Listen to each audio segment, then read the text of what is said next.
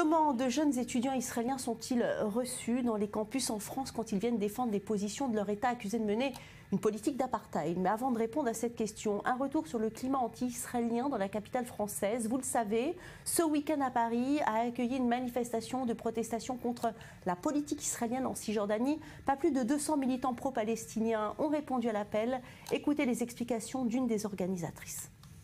On ne demande pas à ce que les Juifs partent, on demande à ce qu'il puisse y avoir une égalité de droits. Et comme pour l'Afrique du Sud de l'apartheid, nous appelons au boycott de l'État d'Israël tant que dure l'occupation et la colonisation. Nous demandons des sanctions en lieu et place de privilèges énormes qui sont accordés aujourd'hui à l'occupant israélien. Une manifestation qui avait été autorisée par la préfecture de Paris en dépit des craintes de dérapage antisémite exprimées par la maire Anne Hidalgo et le CRIF. Regardez. Je suis là en tant que citoyen français pour faire respecter la loi française. Il y a une loi qui s'appelle la loi anti-boycott qui a été votée dans notre pays. C'est même un des rares pays en Europe et au monde à avoir une loi anti-boycott. Et donc pour la faire appliquer. Un rassemblement organisé pour protester contre ce qu'il nomme une politique d'apartheid qu'imposerait Israël au peuple palestinien et la colonisation des terres palestiniennes par l'État hébreu. Jonathan Serrero. Oui, Valérie, après moult remous, des tentatives, on vient de l'entendre, des responsables de la communauté juive de faire annuler cette manifestation, même la volonté de la maire de Paris, Anne Hidalgo, donc de faire interdire ce rassemblement qui, selon elle, dans un tweet posté le 31 mars dernier, reprend les pires clichés antisémite. Rien n'y a fait. La préfecture de police a finalement autorisé la tenue de ce rassemblement organisé par une quarantaine d'associations, des associations qui se sont regroupées autour du mouvement BDS, le mouvement de boycott mondial contre Israël. Tous se sont donné rendez-vous sur la place du Châtelet à Paris. Un important cordon de sécurité avait été mis en place pour éviter tout débordement, mais on peut dire que ce rassemblement, au final, a fait un flop total, Valérie, puisque seules 200 personnes ont répondu à cet appel. Aucun débordement n'a été à signaler. Ce qu'il faut savoir, Valérie, Gilles Taïeb faisait référence dans ce sonore diffusé auparavant, c'est qu'en France, le boycott contre Israël est illégal. Il est illégal depuis que la Cour de cassation de Haut-Rhin a confirmé la condamnation de 12 militants BDS. C'était en Moselle, donc il y a de cela quelques années. Et le BDS qui a d'ailleurs vu son chef, Omar Barghouti, arrêté par les autorités israéliennes. Jonathan Serrero. Oui, cette fois, il y a 2 semaines de cela, c'était le 21 mars dernier. Omar Barghouti s'est fait interpeller par les autorités fiscales du pays pour non-déclaration de revenus à hauteur de 700 000 $ tout de même. Le tout réparti sur les 10 dernières années. 10 ans passés au poste de directeur national d'un centre de recherche de Ramallah, une société spécialisée dans la vente de gestion de guichets automatiques et d'équipements de l'autorité palestinienne. Barghouti aurait caché là-bas ses revenus en les plaçant donc sur un compte d'une banque de la ville palestinienne. Les cachets de ces conférences étaient eux gardés dans un compte caché aux États-Unis pour mieux le dissimuler à l'administration israélienne. Lors de son interpellation, son domicile a été fouillé. Des documents liés à des transactions et des cartes de crédit ont été retrouvés. Sans doute que son opposition à l'existence de l'État d'Israël en tant qu'État juif l'a autorisé à faire cela. Et en plateau avec nous, Emmanuel Cohn, bonjour. Et vous, Batsheva Baraban, bonjour. Merci d'être là aujourd'hui. Alors, vous revenez tout juste d'une mission en France où vous avez visité 15 campus universitaires. Alors, on vient de le voir, terrain hostile. On a vu une manifestation ce samedi pro-israélienne. Comment s'est passée cette mission? Alors, cette mission s'est passée, je dirais, très bien. Déjà, il faut dire qu'on a fait un tour de France. On est parti dans plus de 4 villes. On a fait 15 campus. C'était un partenariat inédit entre l'UEJF qui nous ont accueillis. Ils nous ont fait partie avec nous tout le tour de la France. Et Sten Wizas qui ont pris partie de la formation ici en Israël. On est parti 9 étudiants et on a fait en fait un tour des campus. Dans chaque campus, on créait un stand et on parlait avec les étudiants. On venait créer un dialogue, on venait parler avec les étudiants, échanger et parler. Comment vous avez été reçus alors justement par ces étudiants? Est-ce qu'ils avaient des a priori sur Israël? Alors ils avaient des a priori très difficiles, mais ils étaient prêts à écouter. Donc ça, c'est quelque chose qui est très important à dire. Les préjugés, les questions, les reproches étaient très très difficiles, mais ils étaient prêts à dialoguer. Alors par exemple, qu'est-ce qu'on reproche, Emmanuel?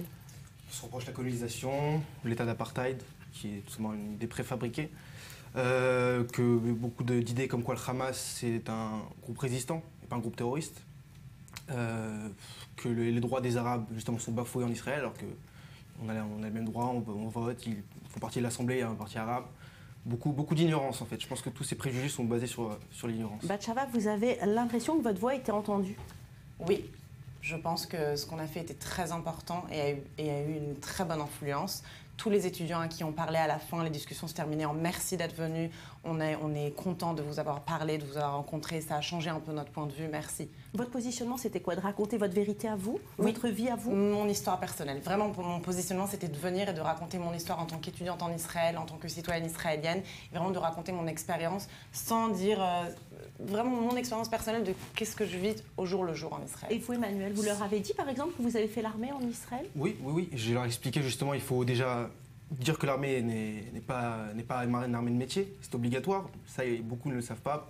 Tout le monde pense que l'armée, c'est que des combattants, qu'on y va pour se battre volontairement. Alors qu'il faut expliquer que l'armée, c'est tout un système aussi d'éducation. Genre, c'est vraiment formateur plus que la guerre. Oui, Batsheva, vous pensez vraiment qu'on peut défendre les positions d'Israël aujourd'hui en France? C'est Oui. le moment?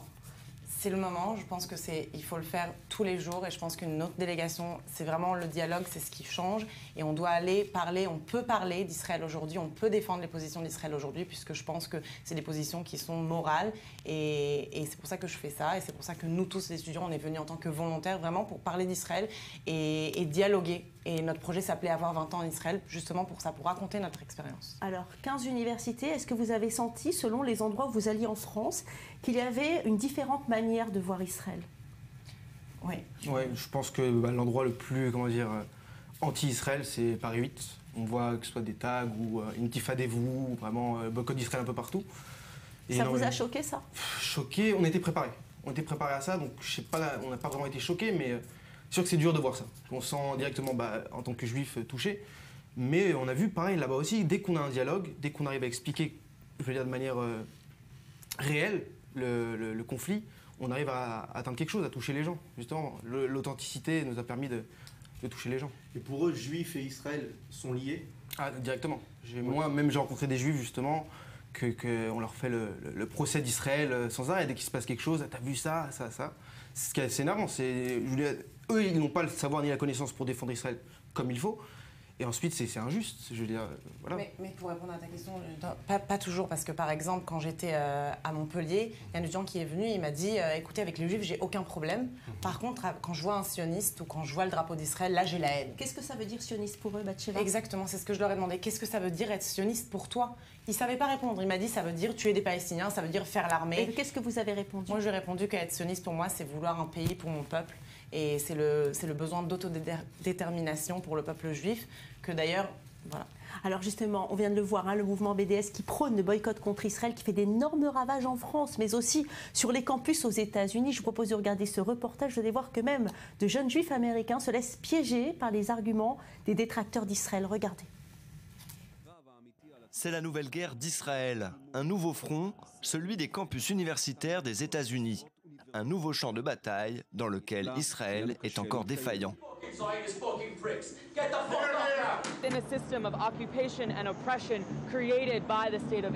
Et parmi les sympathisants de la lutte idéologique contre l'État hébreu, des Juifs.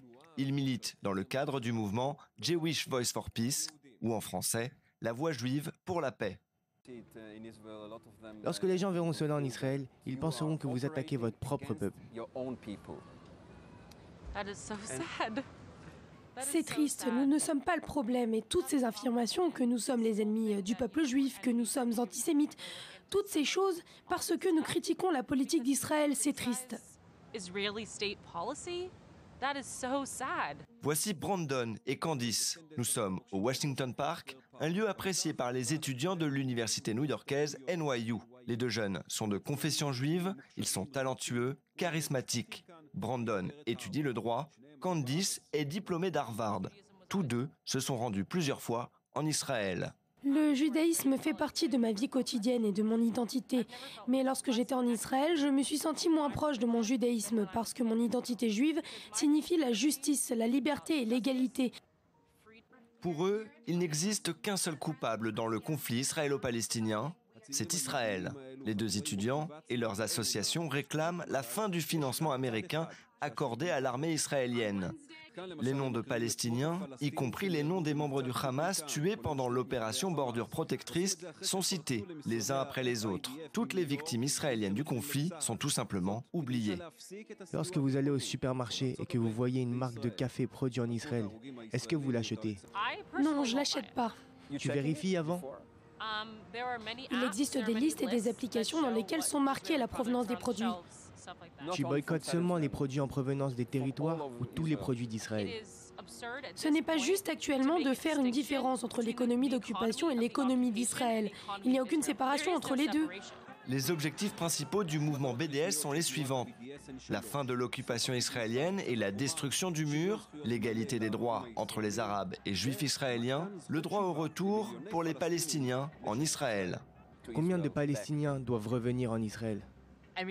Je pense que cela est une question hypothétique. Les Palestiniens parlent de plusieurs millions de réfugiés nés entre 1948 et 1967. Et je pense que ces personnes ont le droit de venir et réaliser leurs droits. Si ce droit est respecté, il y aura la paix en Israël? C'est la seule solution pour qu'il y ait la paix en Israël. Et si vous avez tort? Comment suis-je censé répondre à ces questions? Parce que c'est notre vie. Nous vivons ici. Vous voulez que je mise sur ma vie?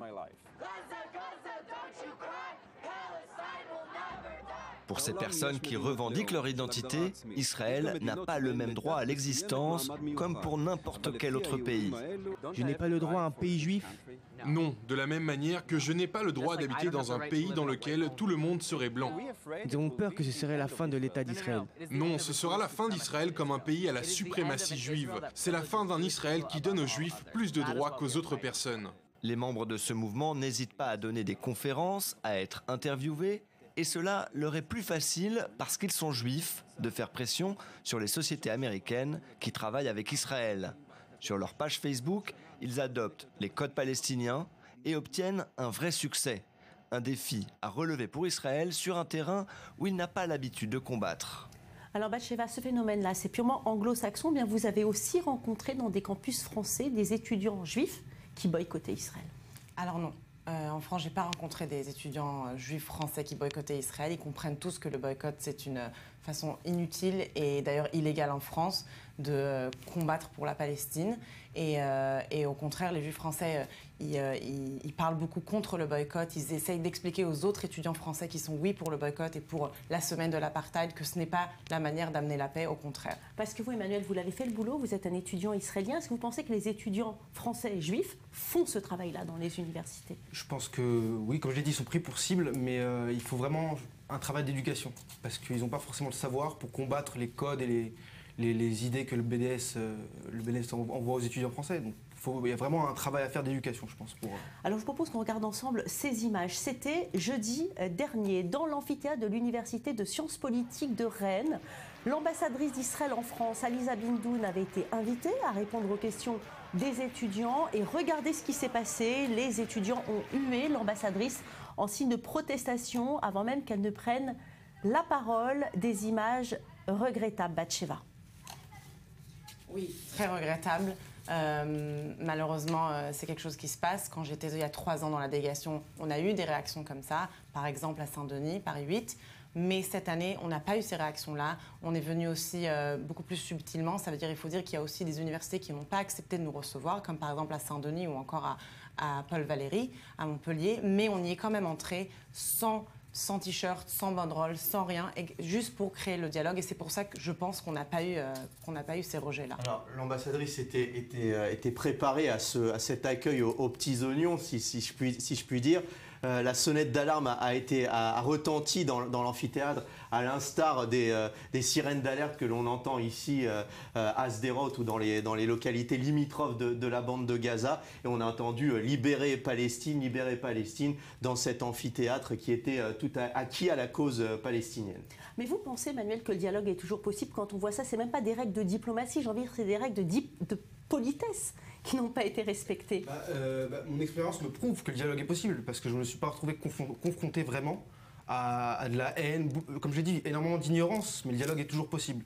C'est une minorité, je pense, qui est représentée et qu'il faut parler à la majorité qui n'est pas reconnue. Il faut dire aussi qu'il ne faut pas faire un tableau utopique parce que la situation en France dans les étudiants est très difficile. C'est-à-dire qu'ils ont des préjugés très, très, très difficiles envers Israël.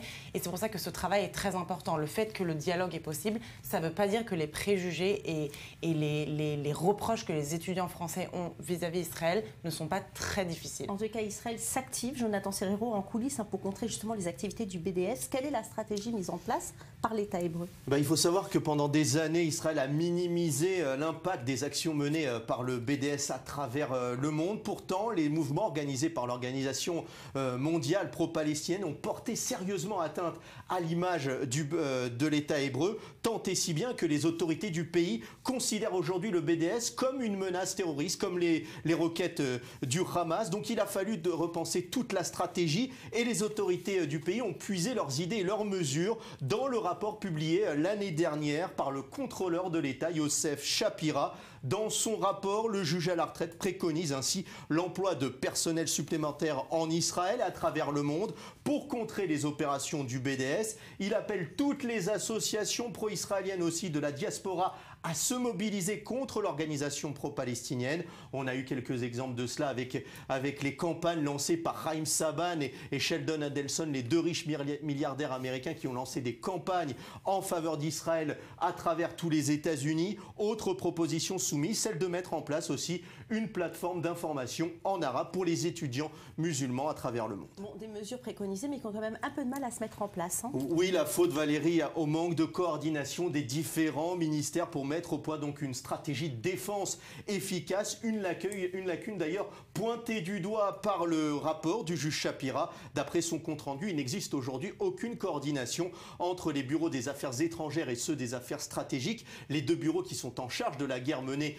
contre le boycott. Alors certes, le ministère israélien des Affaires étrangères peut certes se réjouir donc de pouvoir annuler une campagne de boycott anti-israélienne en Suède, dans les supermarchés suédois, mais dans le même temps, il ne parvient toujours pas à contrer les pressions et les menaces subies par les artistes qui eux veulent se produire en Israël. Exemple récent, Beyoncé qui voulait se produire en Israël et qui au final a annulé son concert. Alors là aussi, les autorités du pays réfléchissent à une parade et semblent la tenir, cette parade. Il s'agit aujourd'hui de centraliser l'organe de lutte contre le BDS. Ainsi, une cellule dépendante du ministère des Affaires étrangères doit voir le jour dans les prochaines semaines. Elle sera dirigée par un ancien responsable du Shin Bet israélien. Son but et sa mission, analyser ses activités, établir aussi une stratégie et travailler avec les représentations étrangères israéliennes à l'étranger.